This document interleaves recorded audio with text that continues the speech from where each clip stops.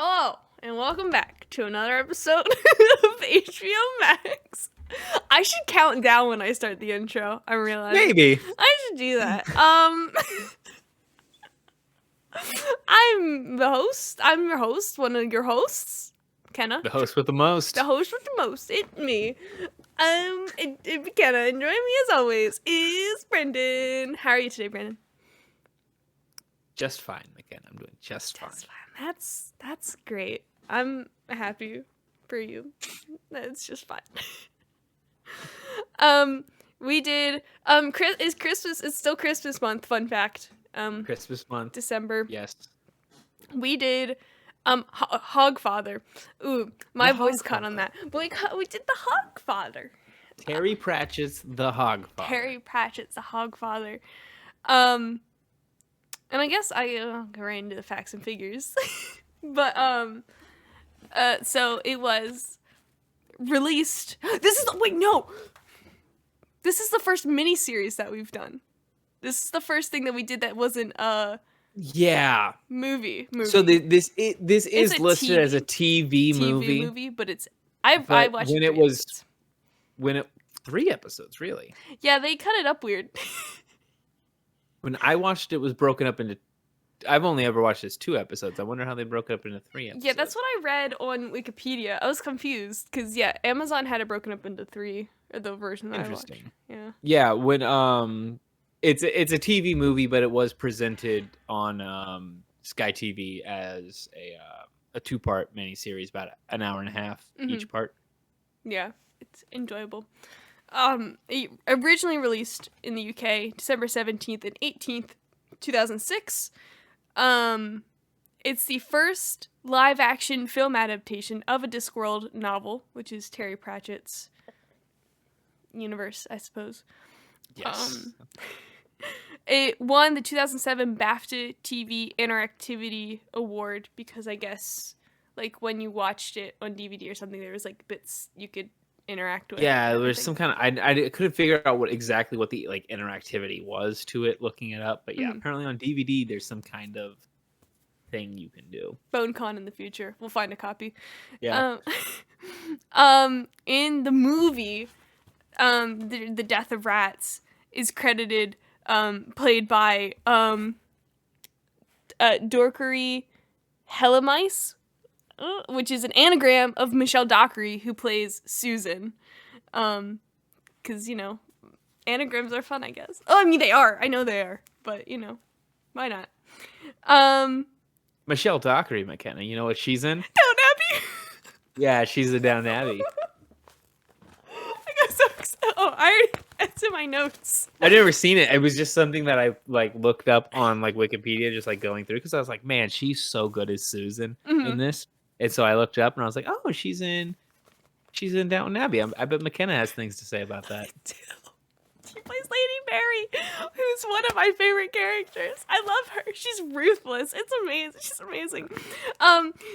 There will be more. Don't worry. The DVD was sold exclusively in the States at Borders from November 18th, 2007 to March 3rd, 2008.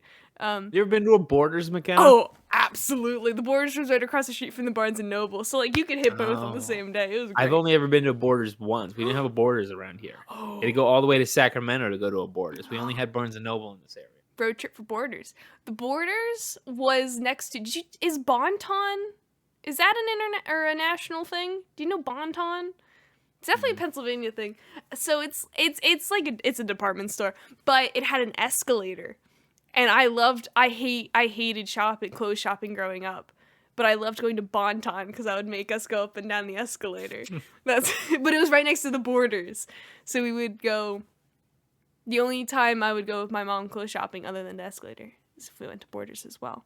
It was great. They had chairs everywhere. It was a good time. Bring back Borders. I miss it. The extras on the DVD included 12 days of Hogswatch, which is, it was featurettes of Death interviewing Terry Pratchett, Stephen Briggs, who's an artist, and other people about different characters and things about Hogswatch. I didn't watch any of them, but the thought of Death interviewing people made me really excited. It sounds great. That sounds awesome. Amazing. Who is it that plays Death in this? Ian Richardson or something Ian like that. Richardson. Yeah, Something along those lines. the voice is perfect. It's so good. It's like I always love when he starts talking and it like he's the only one with the echoey effect on his voice too. Like you can start to hear it's like, oh, Death is about to talk. It's,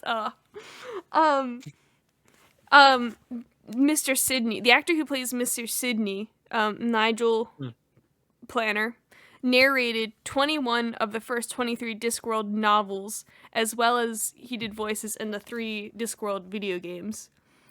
And then my final fun fact and figure, the Tooth Fairy driver, Ernie, played by Arthur White, Arthur White is the brother of Sir David Jason, who plays Albert in the movie. So it all comes together. That's great. Yeah, I thought that was really fun. I thought that was a particularly fun fact and figure. Okay, so Makenna, I wanted to do a little bit of an experiment here, which is that we don't normally do the plot in these things, but I get the feeling that most of the people watching this have no idea what Hogfather is. So I'm just very, very briefly, I'm going to explain the plot of. This is part of the Discworld series by Terry Pratchett, which is like a 41 novel series. And Hogfather is like the 20th book in that series, which I assume because adaptation wise, it's probably a little too faithful to the novel. So I imagine Makenna has a lot of questions, which we'll get to. But basically, this is it. Hogfather takes place at Hogswatch, which is the Discworld version of Christmas. Their Santa Claus is called the Hogfather. He is a hog man. And the one Hogswatch, the Hogfather has died. And Death is very concerned about this because if the Hogfather has died, it means that the sun won't rise. So Death in the Discworld, who is a good guy, which is great, he spends the night being the Hogfather in a very Nightmare Before Christmas kind of situation. And while he's doing that, he sends his granddaughter, Susan, out to solve the mystery of why the Hogfather died, which is that this group of beings called the Auditors have put a hit out on Santa Claus, which is being done by the assassin Mr. Tea Time, who he goes to the Tooth Fairy's domain to get the teeth of all the children in the world because of sympathetic magic, very like voodoo doll type stuff, where if you have a body part of people, you can control them, and he uses all the teeth to convince the children of the world not to believe in the Hogfather, which has, because of the way gods work in Terry Pratchett's world, Neil Gaiman would like later like do stuff with this in like American Gods. It's called like thought form gods. If you don't believe in a god, they don't exist anymore. And so that's how he has killed the Hogfather. And eventually Susan stops Tea Time, and Death has a really good time being the Hogfather. And a big dummy named Banjo becomes the Tooth Fairy. It's a really good movie. You should watch it if you haven't seen it. It's very, very fun. I agree. It was very enjoyable. It was really fun. You liked it? I loved it. It was great. I was worried you weren't going to like it because like I think it's really, really great, but it's so faithful to the book that I think it makes it almost inaccessible for a lot of people. Some of it. But the bits that I was able to like piece together just through like context clues and everything, and a lot of stuff went over my head, but I just smiled and went along with it. It was fun. Yeah, like if you're not familiar with the Discworld, it's essentially like it's like Hitchhiker's Guide, but instead of sci-fi, it's fantasy world. Mm-hmm. There's like a wizarding school, and there's an assassin's guild, and Death is a character in pretty much every single book. Death is awesome. He's like he's such a good character. He's really good. Susan, I love Susan so much. I wish there were more books about Susan. Is she in more, or is this the only one? She is like the main character of like 3 books. Okay, good. Yeah. Oh, Susan. Yeah, she's great. Yeah, Susan, Lady Mary. Wonderful actress, and she's great, because this was like, I think 4 years before Downton Abbey started, because this was 5 years, because this was 2006. I think Downton Abbey started in 2011. She was great then. She's great now. It's I would really, really like for them to do what's the name of the book that she's in after? I can't think of what the book is. Thief of Time is the book that she's in afterwards, which is really, really, it's a pretty dope book. She ends up dating the anthropomorphic personification of time.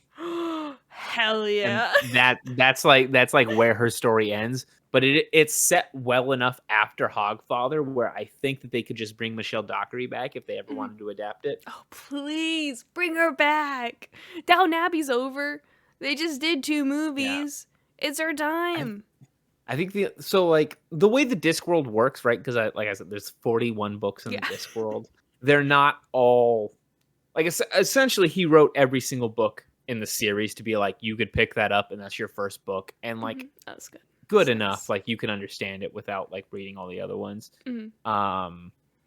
Personally, I think Hogfather is one of the best books that you can jump in on, even though it's not listed as like starter points. But there are like essentially mini series within the books, and Hogfather is it's part of like the Death series, which starts with Mort, which is like the 4th book in the Discworld novel, which is about the time Death hired Susan's dad to be his apprentice. I'm rereading Mort right now. Well, I'm listening to the audiobook. I just finished listening to the audiobook for Hogfather again. The book is so good, Makenna. It's so good. I love it so much.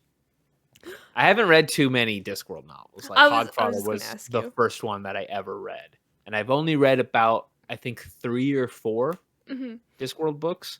But like, man, Hogfather, like, it's such a good book. It's so entertaining. It's so funny. Are the books like big, or are they pretty quick? No, they're very short books. Interesting. Might get some just for fun. I can get all 40. Hear me out. Like I really do like the 4-book series that is the Death series, which like starts at Mort and then goes into Reaper Man, which is, we're going to talk about Reaper Man in a bit because I assume a lot of your questions are going to be answered by that book. And then the 3rd book is Soul Music, which is the first appearance of Susan, and then Hogfather, and then Thief of Time. And those 5 books are like the Death series, which you could read those in like a couple of weekends with the short length that Discworld novels are. Interesting.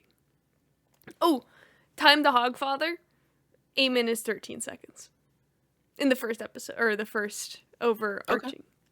Yeah, like I said, it's like a couple episodes. Yeah. We're reviewing it as one movie. Yeah. 8 minutes 13 seconds when we see our boy, the Hogfather, homeboy, homeslice Hogfather.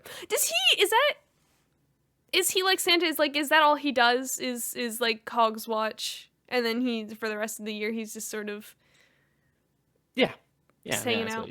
He is the embodiment. I think Death says like he's the embodiment of the spirit of Hogswatch. Okay, interesting. That's his deal. What's up with that? I wish, and I did read that it plays a bigger part in the book than it does in the movie. What's up with like the little mouse death? I mean, I loved the little tiny little mouse. The death of rats. The death of rats is so cool.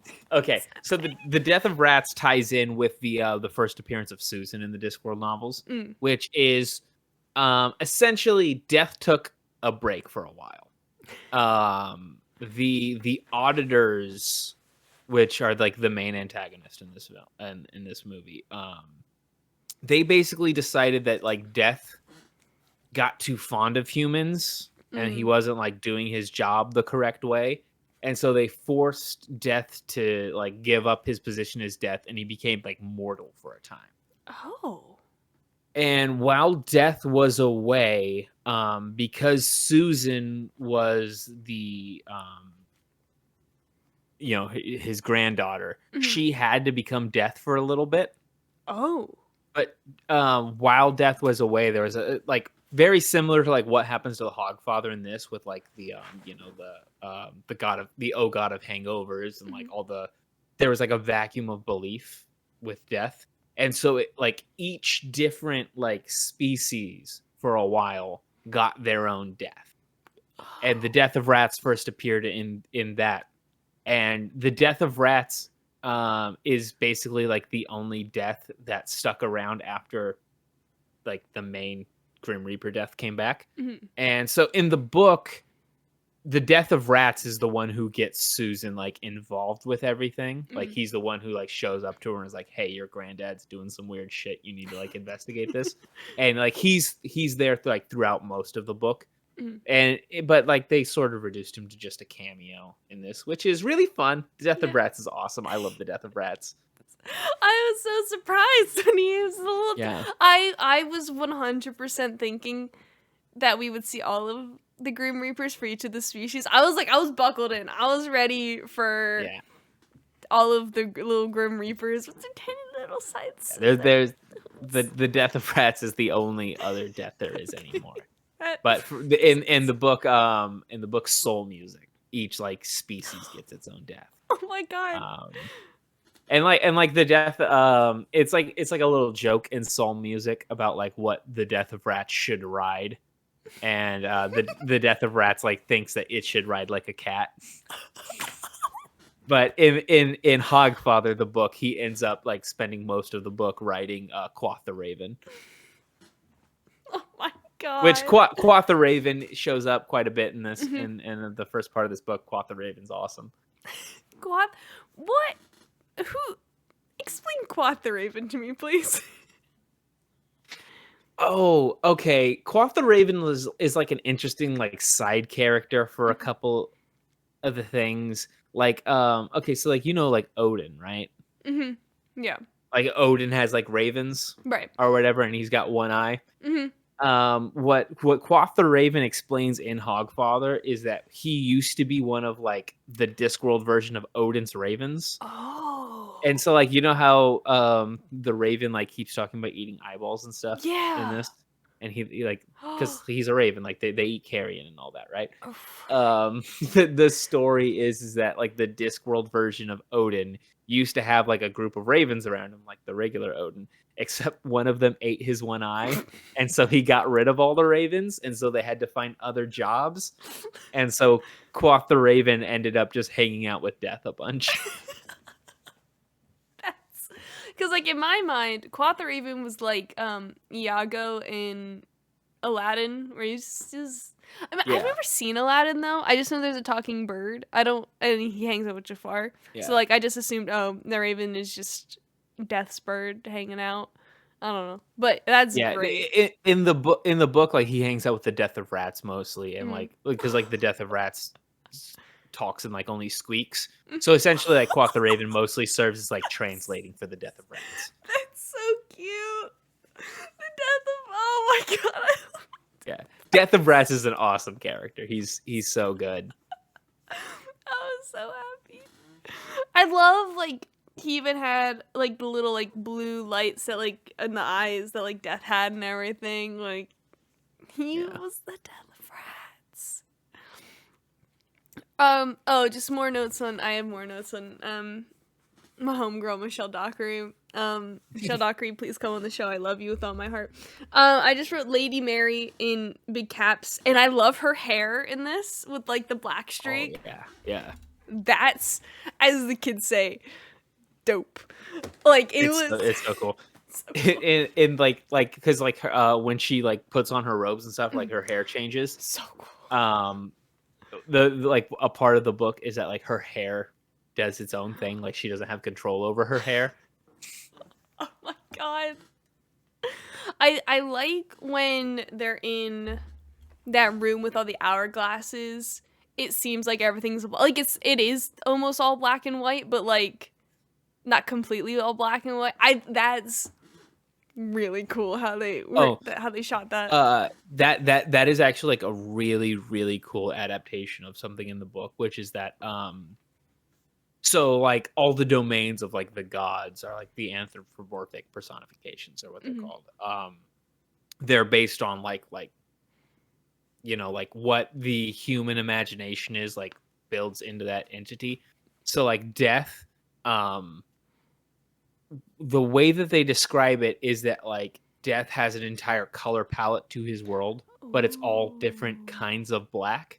Like death can't like do color, but he wants to do color, but he can't like he's not creative enough to do color, so it's just different shades of black. Oh my god. I love that. That's amazing. Yeah, the color I really liked the colors in this movie. I liked in the Tooth Fairy's castle, like everything was just tooth. And it was like the hat, the helmets, and then like even like cuz the one dude, I think it was the Hangover god, he like picked apart a tooth from the wall and everything is like, "Oh, it's just all teeth." That's it. Oops, all teeth. Oh, I don't know if the version that you watched started with this every time, but my version had the Film Rise intro, which is how Forensic Files starts. For some reason I felt that necessary to make a note about that, just because Forensic Files is great. But no, I don't Really? think it had that. Wait, okay, I'm curious now. Where did you watch this? So I watched it on Amazon, but I bought it. Oh. I bought Hogfather on Amazon a couple of years ago. Oh, okay. So I have it. I knew it was on Prime a while back.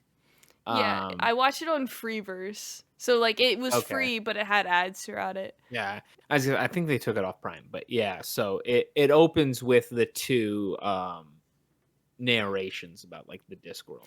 Oh yes, yes. Okay, that was cool. It was just a big turtle and with big elephants, and that's the world, baby. Yes, it was. Yeah. So like, what time period does this take? Does the Discworld take place in?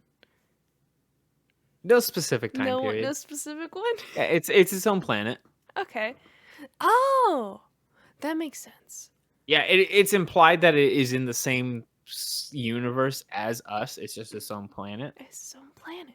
So, like, how big is it then? Discworld is fairly big. There's a bunch of different countries and stuff. Most of the books take place in Ankh-Morpork, which is where this story takes place. Which it's the Twin Cities, which is like this massive metropolitan area. But like, it's I don't know. It's not specific exactly how big it is, Got it. Okay, I got my question. Yeah, no, I got questions now. It's question. Okay, yeah, I can answer all the questions, I think. Okay, cool. Okay, first question. Now they did sort of they did explain this in the movie, but it lost me. How is Susan the granddaughter of Death exactly? Okay. So, a long time ago, Death adopted a daughter. She was like the only survivor of like a boat crash or whatever, and Death adopted her, and she lived Death's domain for a long time. And then he, for like a complicated reasons, he decided to take an apprentice. And his apprentice and his adopted daughter fell in love. They are Susan's parents. Okay. And so she is Death's granddaughter. So then, because the mom was adopted, how does Susan have the powers of Death? So part of it is through being Death's apprentice. Mortimer learned a lot of like Death's deal, but also like because Death isn't like he's more about like, you know, he's like a collective like figment of everybody's imaginations put together and stuff. Susan being his granddaughter is like, it's like very like fumbled magic genetics essentially. Magic genetics. That she has a lot of Death's powers. Magic genetics. They'll get you. Yeah. The magic on the Discworld is very loosey goosey. Yeah. I gathered that. Yeah. So why did Susan have to go to the magic school? Like, okay. In the so movie this is sort of a problem with the movie, which is they want to do everything that was in the book, but they don't have enough time to really do everything. So the thing is she arrives at the Castle of Bones, which is the Hogfather's domain, right? And that falls apart. She's like investigating why the Hogfather is dead, and she finds the God of Hangovers there. He is super hungover. And so she's trying to like get information out of him, but he's too busy being hungover. And because, you know, he's like a god magically hungover or whatever, she goes to visit the wizards because she knows like Rid Cully and a couple of them. She's met them before, and she wants them to cure the God of Hangovers of his hangover, so that she can like question him and figure out what's going on, why he popped into existence and all that stuff. The wizards have a lot more to do in the book. Like they spend a lot more time explaining about like why new gods are popping into existence and stuff. Like in this, it's just like you get the Veruca gnome and the God of Hangovers. And then like the sock eating monster. But in the book, like they're like the wizards keep conjuring new entities into being, and so they spend a lot of time like explaining like more of the mechanics of what's going on. This movie has a problem of doing a lot of like the punchline of stuff without the setup. That'll do. Like when they cure the God of Hangovers of his being hungoverness. They literally they do the punchline of the joke without the setup, which is that the Unseen University has like a bunch of hangover cures in it, and so they pour them all into one bottle and give it to the god to drink. They do that in this movie, but they don't do the setup to explain what they're doing. Like one of the guys just says, "Well, let's just mix everything together and see what happens." Another thing that they do when they're waiting for the Hogfather to show up is Rid Cully asks one of them, like, would they deliver to apes before he delivers to humans? And that's like, they use it as a joke in this or whatever. But like the reason he's asking that is because they're in the library, and the librarian of Unseen University is a orangutan.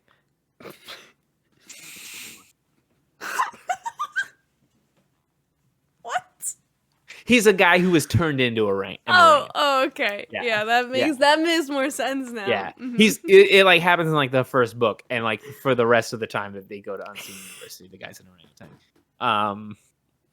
So yeah, like there's a bunch of stuff like that where they do something from the book, essentially just to do it, without like setting it up or explaining it. It's kind of a problem.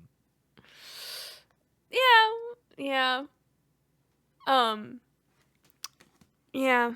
It confused. Like, it hurt my head a little bit, but that's okay. I just had a great time with it. It's still a really fun movie. It's really fun. I don't. Oh wait, no. Oh, I thought of another question that I didn't right now.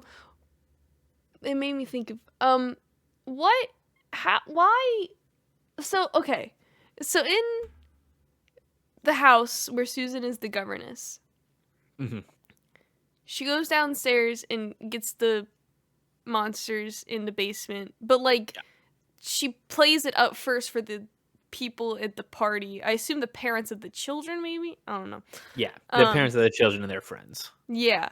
And then she pretends to go defeat the monster. They go away, and then there's an actual thing in the basement. What? Why? What is happening there? Okay, so like adults can't like see the monsters and stuff. Oh. Yeah. Like you can only see the monsters if you believe in them, which is why like the boogeymen and stuff. That's why the kids see the boogeymen and the parents don't. So like as they get older and they have less belief, like, okay, that makes so much sense now. Yeah. So then does that play into why like the card changes, like that Hogsfather card that changes when the dude is dressed up like the Hogfather, and then like it changes to like the card looks like the dude instead of the Hogfather? Do you know what I'm talking about? Yeah. Okay, so that is the kids find their dad Right, dressed yeah. up like the Hogfather. Yeah. That is they see their dad dressed up like the Hogfather, and that kills their And belief then in they the stop Hogfather. believing. So, yeah. Mm-hmm. Oh no! Yeah. Oh. But like, didn't they see death though as the hog? Like when he was Okay. the hog? So, this is complicated. So, like adults like can't see death, right? Like when death shows up to them, their brain is so like afraid of death, like the being and the concept, that it just like makes up something else. Mm-hmm. And like the thing is, like kids see something else, but when he's dressed up like the Hogfather, they're more concerned about getting presents than anything else, so they just sort of like don't care. Oh no! Oh, Yeah. man. So, oh. So I guess in the same vein as the kids, how did Susan end up in the picture? In like the house, like the painted house picture? Like they like somehow Okay. get there, but I don't know how they got Okay. there and what So it means. yeah, this doesn't get super well explained. Mhm. They do it really weird in the movie because they set it up as like a picture beforehand, and then they go into the same picture, but that's not actually what's happening. The Tooth Fairy's domain, right? Mhm. Like I said before, with Death's domain, how it works is it's like the imagination of the people who believe in that being Mhm. creates the domain for that being. Okay. So the Tooth Fairy, because it's only believed in by children, it lives in essentially a painting painted by a child. So she's not literally going into the painting of the little kid. It's just that's how all kids paint houses and stuff. That's what the Tooth Fairy lives in. Oh my god. That makes so much more sense. Cause I thought it was like we were doing like a Blue's Clues type of deal where like they set it up because there's that one transition where they zoom in on the painting and then it goes to the like tea time and his guys. Mhm. That's not actually what's happening. That's just like it's a weird decision by the people making the movie, and I don't think it's a particularly good one. Yeah, I was confused, but you know we got there in the end. Why did Susan decide to become human? Or like why? She's always been human. She's always been human. Oh, that duh. Okay. Her parents are human. Right. Okay. Yeah, that makes sense. But so during the book Soul Music, Susan just like she's like going to school, and Death like takes a break, and she's forced to become Death for a while, which is why she knows Albert and like all the stuff about that, and she knows Binky the horse and all that stuff. Yes. And like, so she was forced into being death against her will for a period of time. And so when that book wrapped up, she was like, fuck all that. I'm just gonna go off and be like normal for a while. So that's why she keeps like talking about like, I have like a normal job. I'm being a normal person. I don't need any of you guys coming in and fucking up my stuff. What happened to her parents? Her parents are unfortunately dead by the time Hogfather happens. Oh no. Yeah. Sucks. Oh no. Oh, that's so sad. Yeah, Mort and Isabel are awesome, but yeah, they're going to die and death can't save them. No. He offers them basically the same deal Albert has, which is that they can stay in Death's domain for the rest of eternity. They just can't leave, and they decide that they don't really want to do that, so they willingly die. Oh my god. Yeah. Oh, that's so sad. Oh no. But yeah, it sucks. Oh, oh no.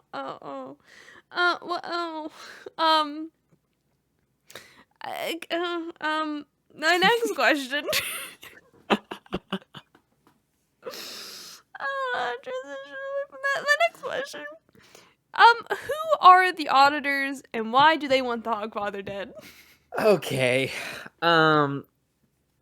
So there are a couple big villains in the Discworld. The first like group of big villains is like the elves, which is like a whole deal, and then like the auditors are like the second big villain of the Discworld.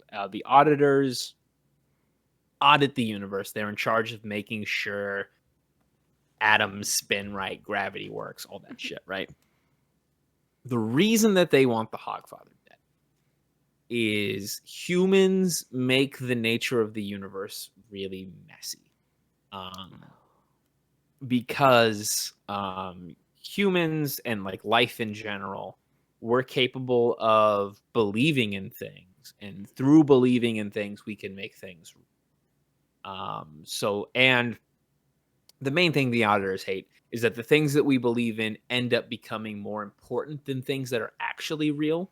Oh. So, like truth, justice, honor, those sorts of things humans have determined are like the most important things, more important than, rocks and water and stuff like that.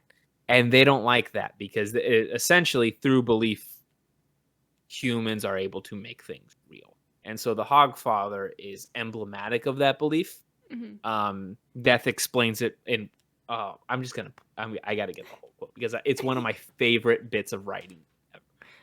Oh. Yeah, it's oh my god, it's perfect. It's like the main quote from this book.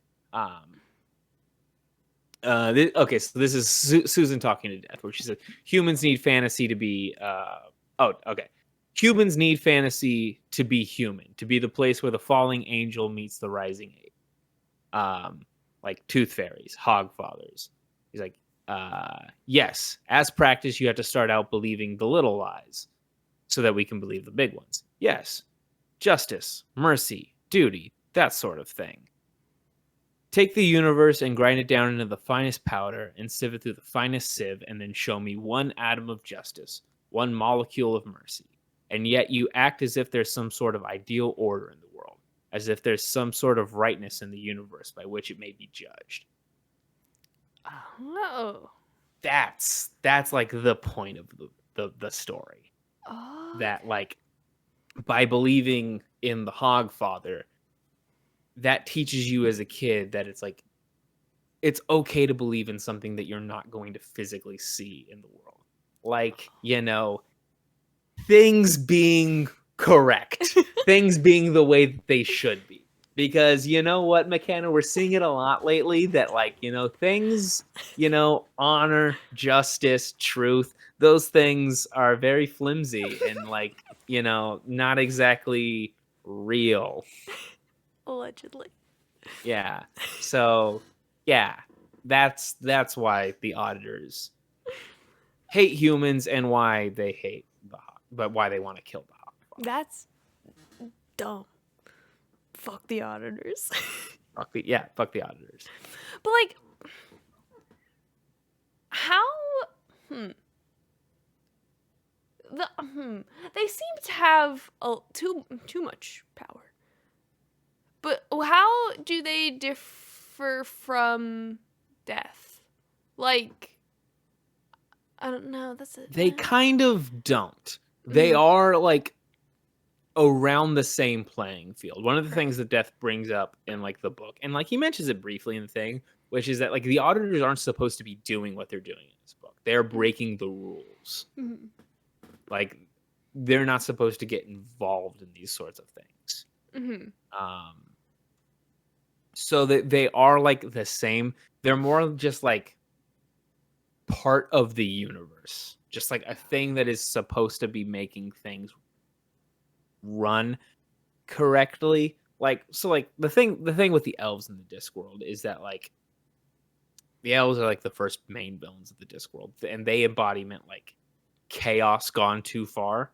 Mm-hmm. And so like as like working in that motif, the auditors are supposed to represent like order gone way too far.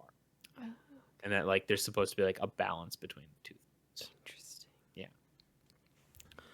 What? Who is Tea Time? Like, why? Who is he? Tea Time. Tea Time is like a one-off villain in the Discworld. He's only in Hogfather. Mm-hmm. He's a psychopath Yes. who was adopted by the Guild of Assassins. Oh,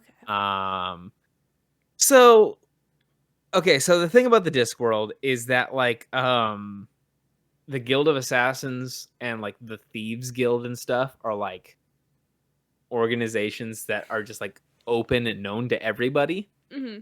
Like in the book Mort's dad suggests that maybe he go become a thief because, quote, like somebody's got to do it. It's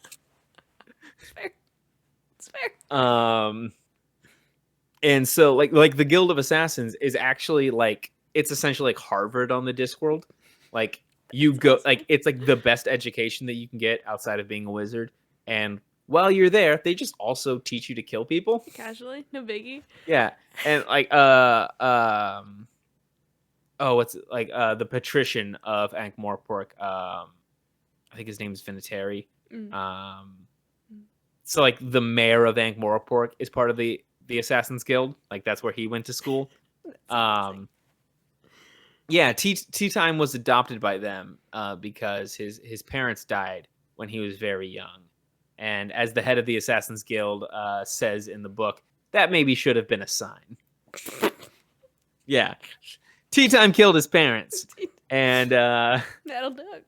Yeah, he's just a total psychopath. And the only reason that they get him to do this is because he's the only person who probably has spent time thinking about how to kill Santa Claus.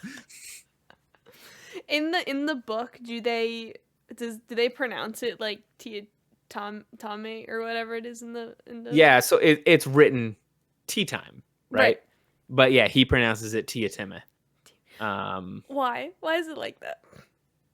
It's mostly a joke. Yeah, okay, that's fair. Yeah, it's a lot of fun in the book. Like they sort of kill some of the punchlines because they work more written out than they do said. Like when he introduces himself to Susan and she says, I'm Tea Time. What? You mean like 5 p.m? That's good. I had a question about death. Okay. I can't remember it though. I had one. I have like 3 billion questions I have when you're talking, but I only remember like maybe one. Oh. Hold on. Stick with me here. Okay. Who's Albert? Oh, okay. Albert is a fantastic character. Albert is Death's butler and cook. That's awesome. Yeah. The reason Albert exists. So Albert is actually the founder of Unseen University. Oh. He's one of the most powerful wizards of all time. Oh my god. Look at Albert go. So the thing with Albert is that in an attempt to become immortal, there's a spell that if you say it, it brings death to you, right? Mhm. So Albert figured that if he said the spell backwards, it would keep death away from him. What Oh. it actually did was it took him to death's domain. So instead of keep bringing death to you, it takes you to death. That's awesome. Death and Albert then worked out a deal. So essentially, Albert is immortal because he gets to stay in death's domain, where like time doesn't move for you. Like if you're there, Mhm. you don't get older. Right. So Albert spends like quite a few books. He has his hourglass, Mhm. and so he can see when he's going to die. So he has like a set amount of time he can spend in the mortal world. Oh, And okay. he does that for a while. Eventually he gets to like the last couple seconds, Mhm. and so he has to stay in death's domain forever, which is why in the movie Susan says to him like, Albert, why are you here? I thought that if you came back to the mortal world you would die. Mhm. That's what that means. Which, yeah, because of the weird magical world Hogswatch is, Albert can be in the real world and not die. It's fun. Wow. Albert is awesome. Love Albert. I like when he He's gets like the cigarette paper stuck to his lip towards the. Oh, that was funny. That was good. I don't know how cigarettes work, but that was good. That was funny. Albert's such a funny He's so character. good. Oh, I like when he was on the sleigh as well with the cigarettes again, and he's trying to do it, and then it just flies out, and it's just gravity, baby.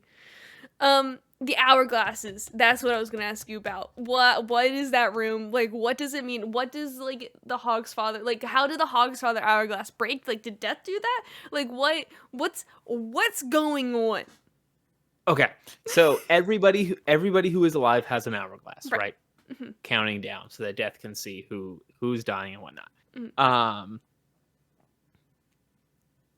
In the book, we don't see the Hogfather's hourglass break. We don't actually see like Death finding out that the Mhm. Hogfather is dead. Like that's like a reveal later on in the book. Is Okay. there's like a chapter where like the Hogfather shows up to a house where the Death of Rats is, and you see it from the Death of Rats point of view. So Oh. you know that something weird is going on, but you don't know what. And then a couple chapters later, the Death of Rats shows up to Susan and explains what's going on. So it's more of like a fun mystery. Oh. And then Susan goes to Death's domain and finds that the Hogfather's thing is broken. And that's because there's like a special cabinet for like gods and all that stuff. Mhm. This is another thing this movie really kind of fucks up, and it really sucks, which is that the book takes place over a week. Oh, okay. Yeah. Makes Most of it sense. happens on Hogswatch night, Mhm. but tea time is hired a week before Hogswatch. Okay. So Makes sense. the Hogfather has been dead for a while before the story actually gets going. Huh. Yeah. Like And the Hogfather, right? yeah. How? I'm confused how he works. Like, I know he's Santa, okay? Yeah. But Kind of. like, the ending when the hog turns into a man? Like, I don't get. It was like Okay. Beauty and the Beast, but like, I know it wasn't that. But like, So they do a decent enough job, I think, of explaining it, but it plays into like a larger thing with the whole death series. right. It's essentially the same thing that happened to the Tooth Fairy that you hear about. So the Hogfather used to be a winter god, Mm-hmm. right? And so I'm gonna focus this here.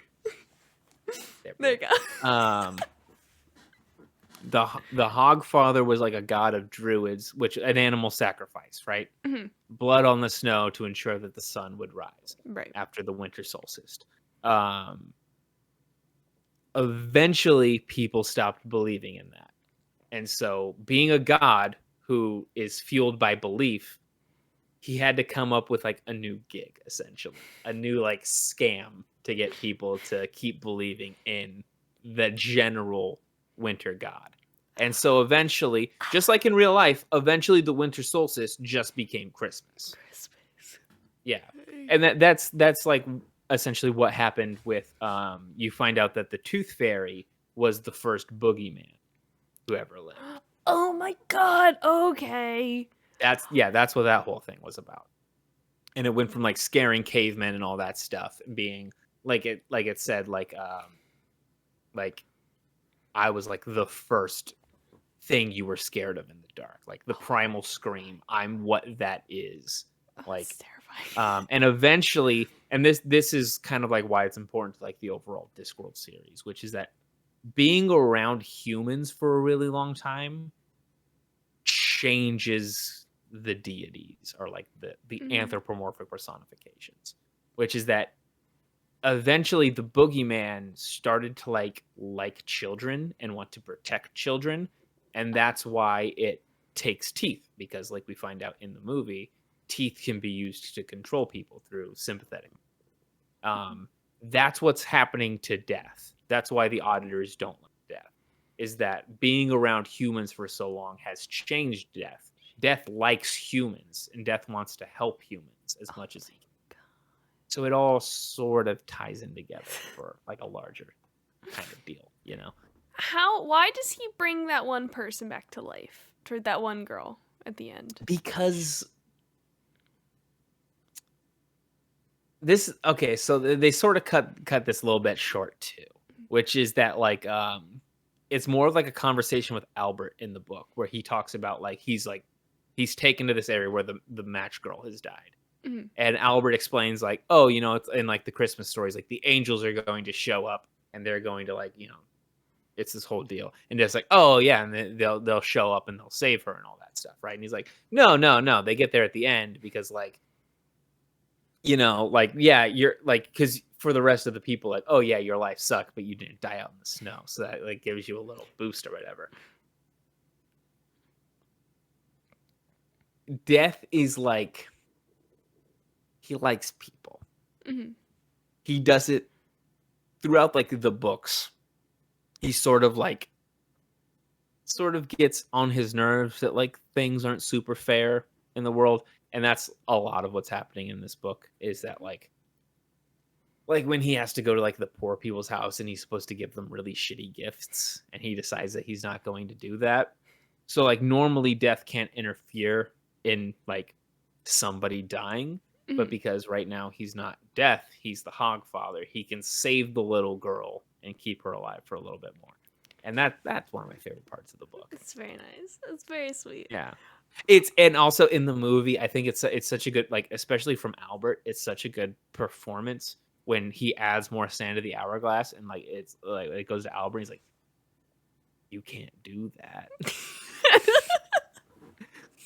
Like I think he does that little that bit so well. I think it's really good. Shout out to Albert. Yeah. David Jason. I think the guy who plays Albert is so good. He's very good. He's still alive. He's still around. So, Sir David Jason, if you want to come on the show. Oh my god, we should try to book him. Come on the show. He's Sir Jason David. Yeah, Sir David Jason.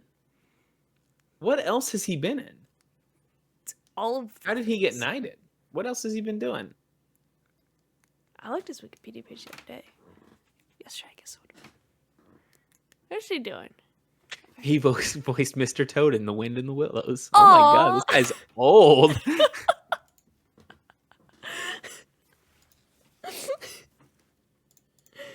He's done a few things. He's 82. Hell yeah, he can come on. Wow.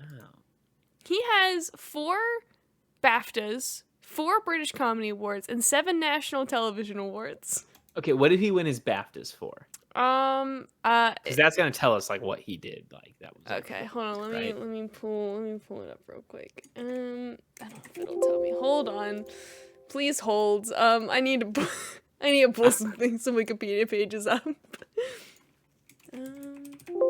Okay, 1988. Come on, dog. I just want to see you 1988. Oh, wait. I can check his Wikipedia page. Never mind. I'm dumb. I know how this works. He won for 1987 Best Actor in Porterhouse Blue. 1990 Best Light Entertainment Performance for Only Fools and Horses. 1996 Best Comedy Performance in Only Fools and Horses. I've never heard of this show. 2003 BAFTA Academy Fellowship. I think that's 4. Only Fools and Horses. Let's go to that Wikipedia page. Yeah, it looks like this dude was just in like half of the BBC shows for like 10 years. Yeah. He was in Hitchhiker's Guide to the Galaxy Radio, Captain of the Bee Ark Caveman. Huh. Yeah, so this dude was just around forever doing comedy stuff. Yeah, he was in England. Huh. He was in The Color of Magic. Terry Pratchett's The Color of Magic. He was in Little Einsteins. Sorry, and he was in Dora. I've seen these before. Who does he play in The Color of Magic? I'm trying to find it. Rincewind. I think maybe he plays Rincewind. Oh my god, I could not tell that was the same actor. That's incredible. Oh, wow. Rincewind is like the first main character in the Discworld. Hell yeah. Look at that. Sir David Jason, man. Come on. Wow. I didn't really... He plays Albert and Rincewind. That's incredible. Yeah, he's in a bunch of That's stuff. actually funny because the Color of Magic is like 90% Death trying to get Rincewind killed. Oh, no. David Jason, no. Yeah, he's been doing stuff since 64. God damn. He's so good in this. He's very good. He looks just like the sweetest old man. Wow. Oh, oh no, this isn't like the BFG. But he was a BFG in 1989. Oh, okay, I've seen the cartoon BFG. I haven't seen it. He was Duckula. He's the BFG. He's the BFG. Yeah, look at this guy. Just in a bunch of stuff. He's just in a bunch He of got stuff. knighted. What an interesting kind of guy to get knighted. I know. He must be a much bigger deal than England. He's got to be. I'll ask around. Let's see what's going on. I'll talk to the British people, all of them. All however many millions of people there are in England. Yeah, that's incredible.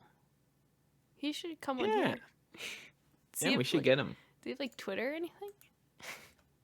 Shoot. Okay, I'll find his like agent or something. Yeah. Well, we're good about that kind of stuff. Yeah, we'll have our people talk to his people, and then it'll be settled. We'll talk to our agent. They'll talk to his agent.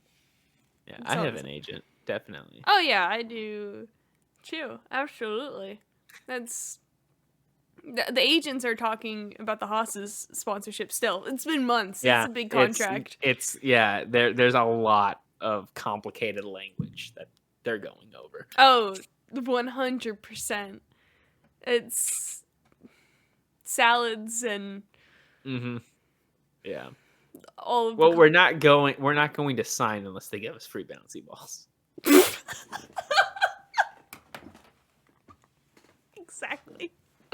Exactly. I was telling Tony about his lore, and he could not believe it.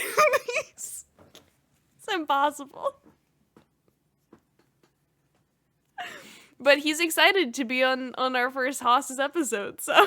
Yeah, absolutely. Yeah. Gotta have him. Gotta get him on the show. Mr. Salad. He was really excited. I showed him all the clips. He was really, really happy about his when he was like 8 years old making that salad, how big of an impact he had. Yeah, I mean, who would have thought? Certainly not him or me. Anyone. No one. I didn't even know him back then, but I was just like not gonna amount to anything. Let me tell you what, though. I do not recommend eating the hand cubes on top of the cucumbers. Not a good combo. Ham and cucumber, not a good combo. Who would have thought? Not me. Well, I was like, I wonder what would happen because they were on top of my cucumbers. Don't do it. No, I've had cucumber infused water. Uh-huh. What about ham infused water? Oh, no. Is that, like, can we get, like, a water infuse? Like, can we do, like, will it infuse and just try, like, a bunch of different things? Yeah, like, it's just, like, they have those, like, it's just, like a big water bottle with, like a ball that you, like, put stuff in to infuse with it, right? Like, you can put, like, mint or lemon or whatever, and just put some cucumber and some ham cubes in it. Can we get an infuser sponsorship? I don't even know. There's got to be somebody in the water infuser game who's trying to get some podcasting dollars, you know? I know, exactly. Once again, our agents. We'll talk to agents. Yeah. No, we've got the best agent in the business. What? I forget. What is our agent's name again? Johnny Agency.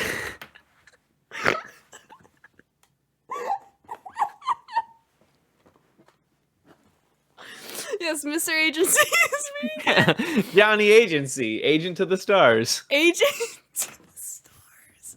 You should see his business cards. Yeah, they're great. They're great. It's Johnny Agency. He's ours, so no one else can have him. He's our agent. Yeah. I think that's how that works. Is there only like one agent to one person? Is that how that works? Usually, yeah. Yeah. He's HBO Max's, so sorry. We had the best in the biz. Do you have any other notes on the Hogfather?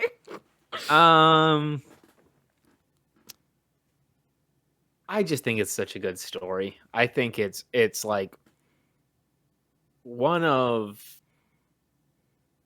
it plays with the idea of Santa in a way that like a lot of stories don't. Like when they show up to the poor kid's house and Albert's telling him like, "Oh no, you have to give him poor stuff because like they won't appreciate it if you give them rich stuff."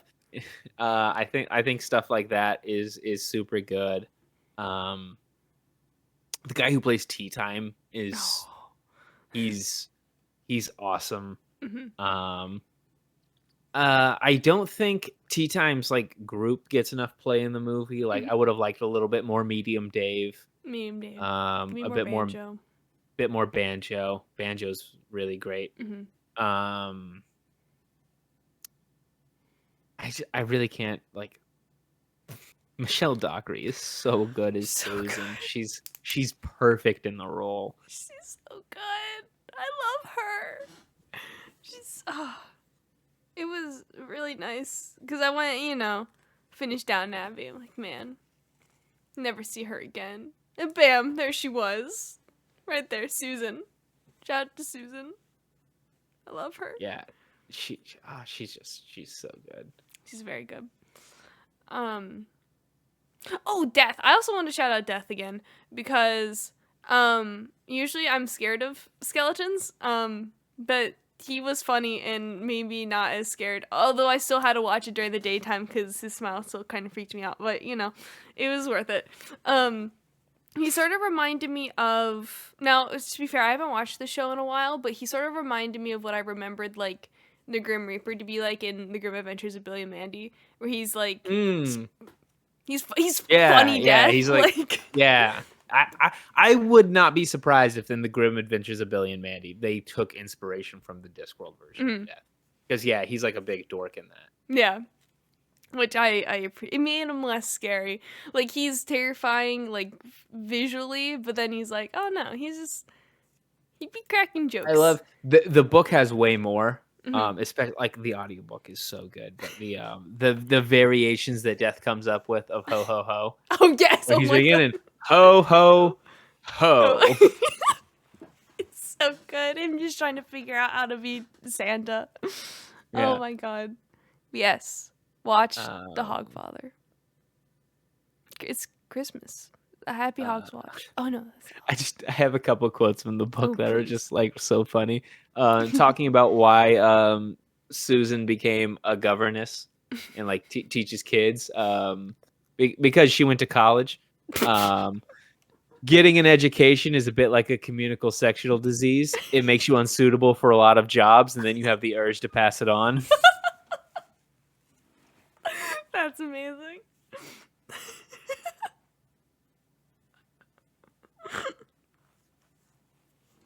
There is just so many good jokes that they can't get to in the movie, but I I really recommend the book.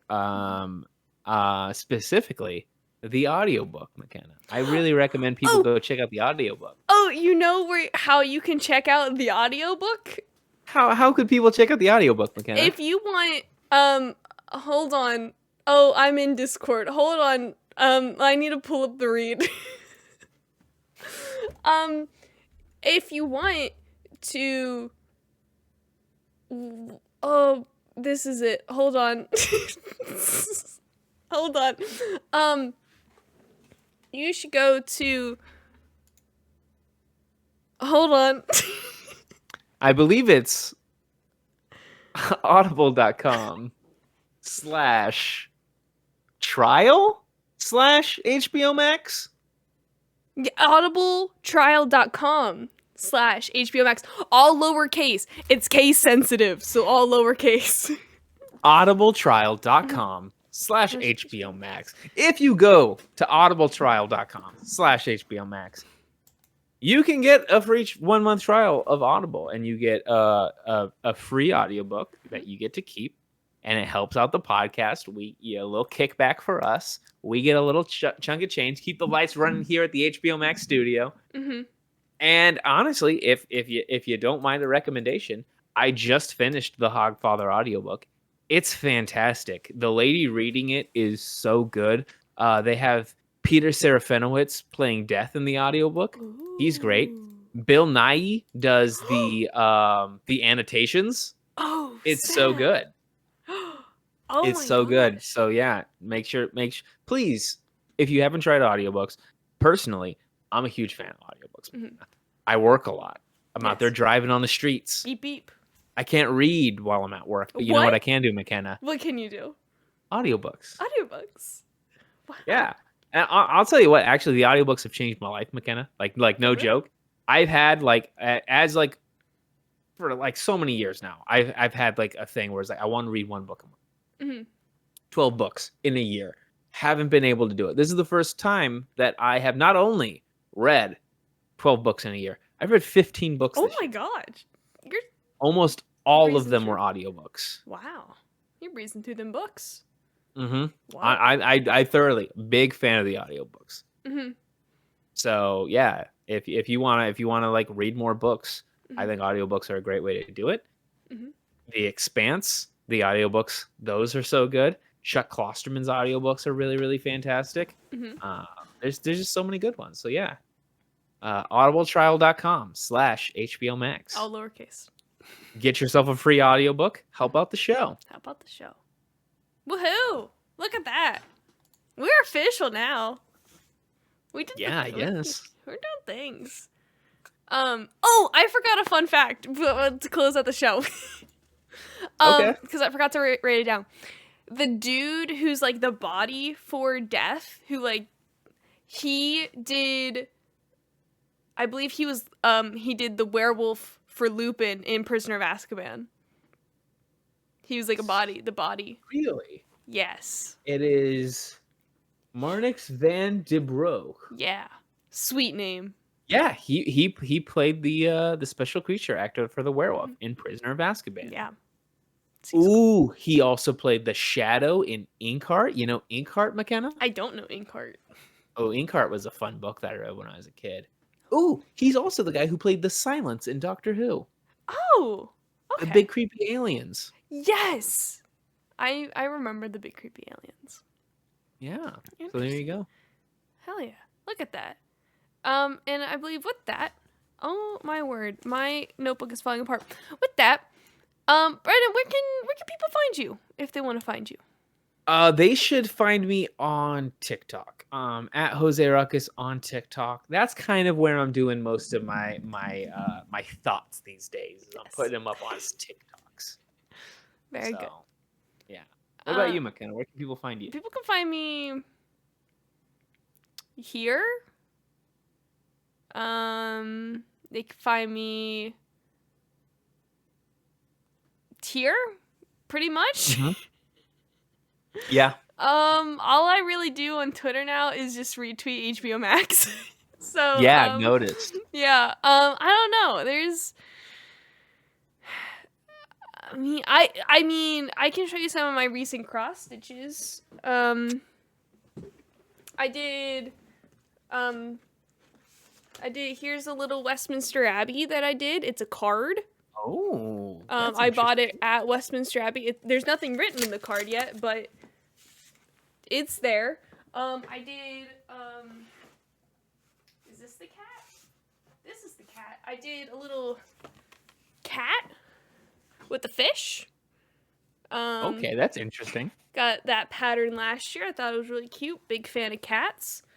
Right now, I'm doing Harry Potter crest. Didn't get too far in this one yet, but it's going to say Hogwarts.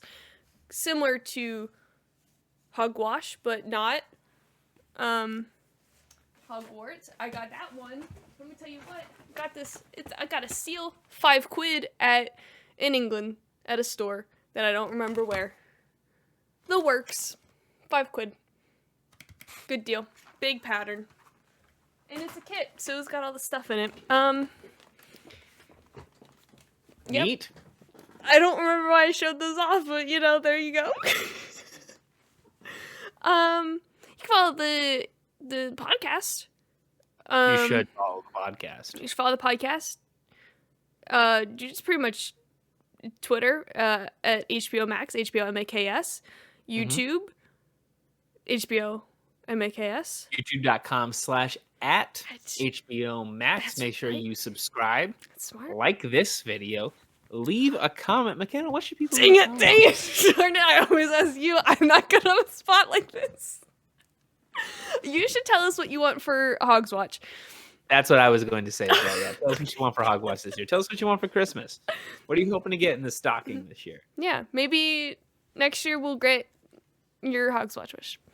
Because we're the Hogfather, apparently now, I guess, is what I insinuated by that.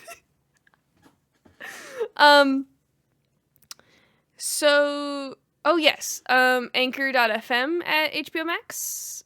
And all your favorite platforms. If you're one of the 3 people who listen to this via audio podcast, yeah, that's where you can find it. Thank you. On all the podcast platforms. Just look up HBO Maks. Yes, and rate it. I mean, we recommend 5 stars. Rate it. I mean, honestly, yeah, just rate it whatever you want. Like, yeah. If you rate it lower than 5 stars, I understand. I'll cry, but it's okay. I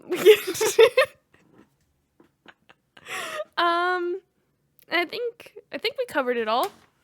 So thanks for coming to the show.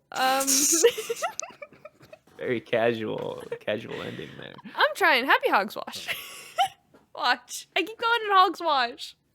Hogswatch. It's a Happy Hogswatch. Yay.